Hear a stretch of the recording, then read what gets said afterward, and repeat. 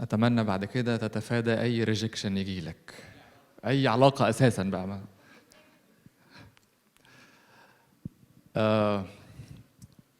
حد هنا بيحب الجري؟ بيحب يجري؟ كلنا قاعدين، انا مش شايف. اوكي، 3 4 5. طيب، حد هنا قبل كده جري في السكة الغلط؟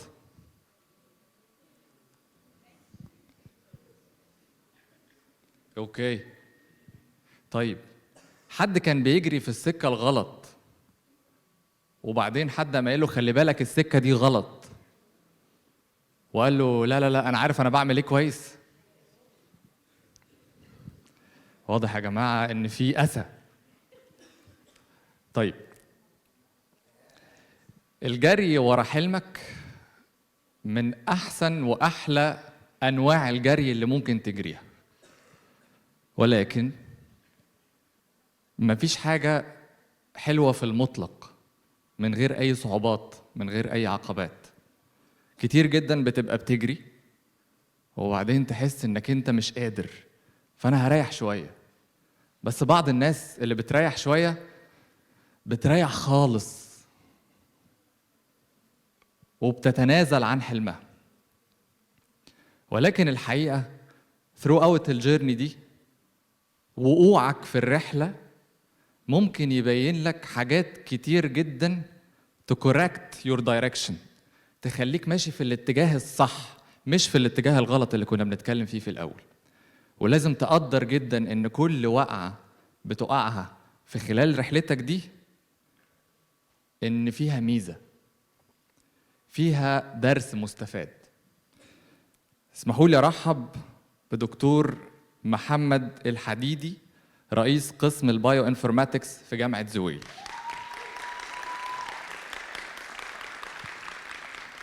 هو أنا أطول ولا أنت أطول؟ عشان دي حاجة. تعالى كده. مين؟ أنا اللي قاعد مكمل يا جماعة. طيب، ثانكس دكتور مصطفى. أنا اسمي محمد الحديدي. أنا مدير مركز أبحاث الجينوم. أنا في الأصل مايكروبيولوجيست وعداء مسافات طويلة. كنت، وهقول لكم القصة بتاعت المسافات الطويلة يعني. طيب، كل اللي أنا سمعته about rejections حصل لي. rejections for a relationship، أكتر واحدة اترفضت في العالم. rejections في friends، ناس كتير قوي خذلوني. rejections ان عندي اكس باسز كتيره جدا ما وثقوش فيا. في باص قال لي انا مش عايزك معايا، قلت له اعمل ايه؟ قال لي حضر عفاريت واصرفها. في باسز دخلت كوميونيتيز كتيره قوي، انا اشتغلت في كوميونيتيز كتيره، سافرت صغير جدا، اقمت في امريكا وفي كندا وفي بلجيكا وفي انجلترا، والكوميونيتيز دي احيانا they didn't accept me just because انا اسمي محمد. فاحيانا كنت اروح اللانش وياخدوا اكلهم ويبعدوا عني. فاي فيسد اول ذيس ريجكشنز. انتوا حابين تسمعوا ايه؟ مش هتكلم على الايموشنال ريليشن شيبس طبعا، فهتكلم على الاكاديميا.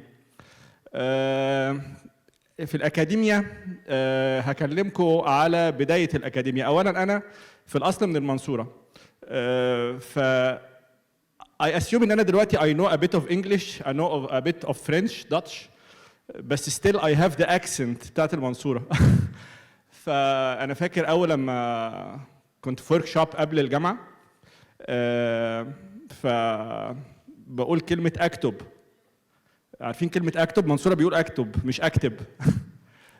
it was just a trend في this workshop قبل ما أخش الجامعة على طول. أول محاضرة دخلت الجامعة اتطردت. الحمد لله. لأن أنا عندي مشاكل دايما مع البدايات. كنت قاعد في المحاضرة ولقيت في واحد جنبي معاه كتاب، فبسأله الكتاب فين؟ بلا بلا بلا بلا بلا. الدكتور قال لي انتوا الاثنين اطلعوا بره. لما دخلت رحت PhD في أمريكا. I assume ان انا my English was totally the worst. انا عديت امتحان التوفل و I was fit ان انا اسافر، بس I think ان انا الانجليزي بتاعي كان وحش، بلس ان I had resistance في اللاب بتاعي عشان انا اسمي محمد. for a year and a half they called me the moron. عارفين يعني ايه موران؟ موران يعني أسوأ من اللي stupid بكتير، يعني much more stupid يعني. I'm proud of all this.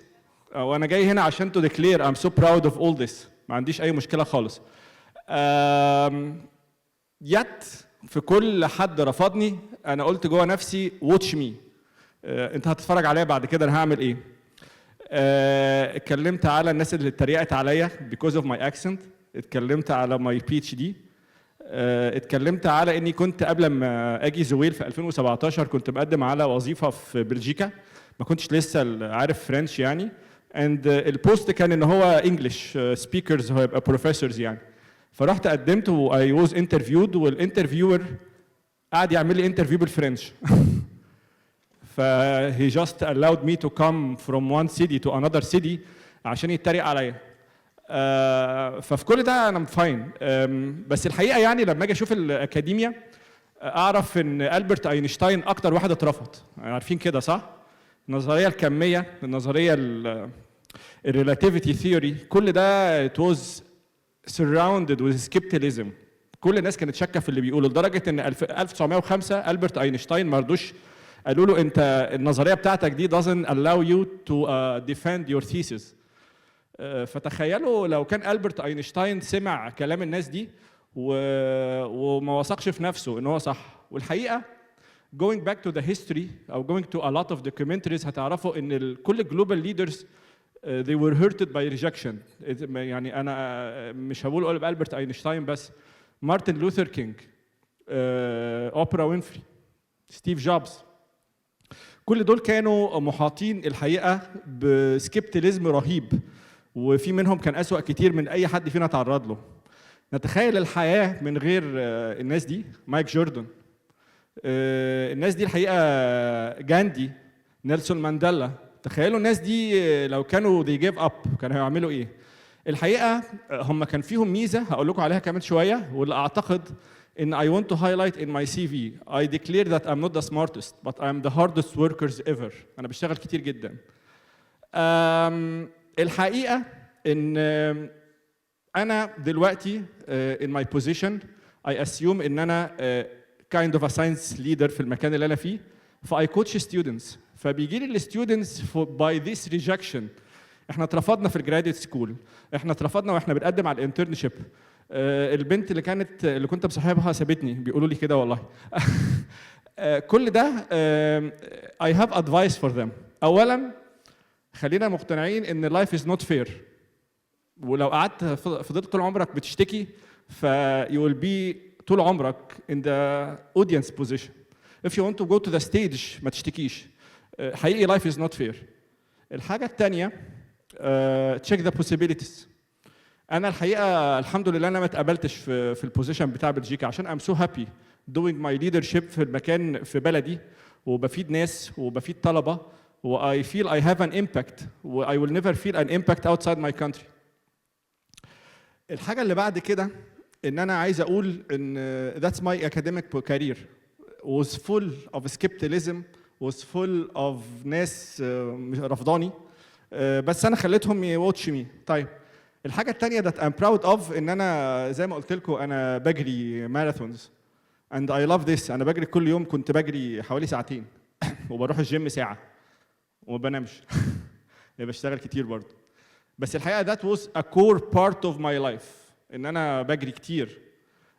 في شهر 11 اللي فات رجلي دي وقعت خالص، ماي ني. كنت بلعب كرة في الجامعة وفي طالب شكله كان بيحبني قوي دخل فيها جامد، جالي رباط صليبي وغضروف، ميديال كولاترال، لاترال كولاترال، الفيمر نفسها كان فيها كسر. ف if you watch me like a month ago هتلاقوا ان انا اصلا I was casted in here. انا حتى لو تلاحظوا لسه المشي بتاعي.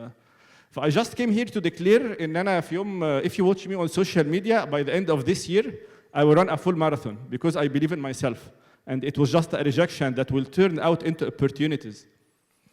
فاللي انا اتعلمته ان حاجه غريبه جدا بعملها بقالي 4 سنين، ان انا I had a CV for my rejections. حد عمل كده قبل كده؟ عندي CV for my accomplishment. طبعا ما اقدرش اقدم CV for my rejections but I really have a CV for my rejections. عامل بايوز ايه الحاجات اللي انا اترفضت فيها كلها في الاكاديميا طبعا يعني.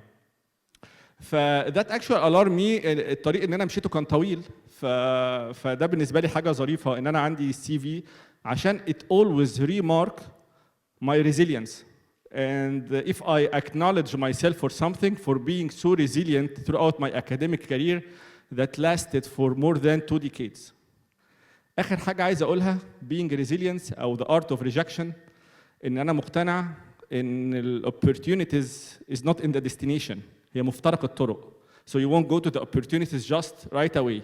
Just دور في مفترق الطرق هتلاقي عندك ستوري كبيرة جدا مليانة ب opportunities. ف just go for your way. Never stop thinking. Never stop trying. وأنا متأكد إن you will get a lot.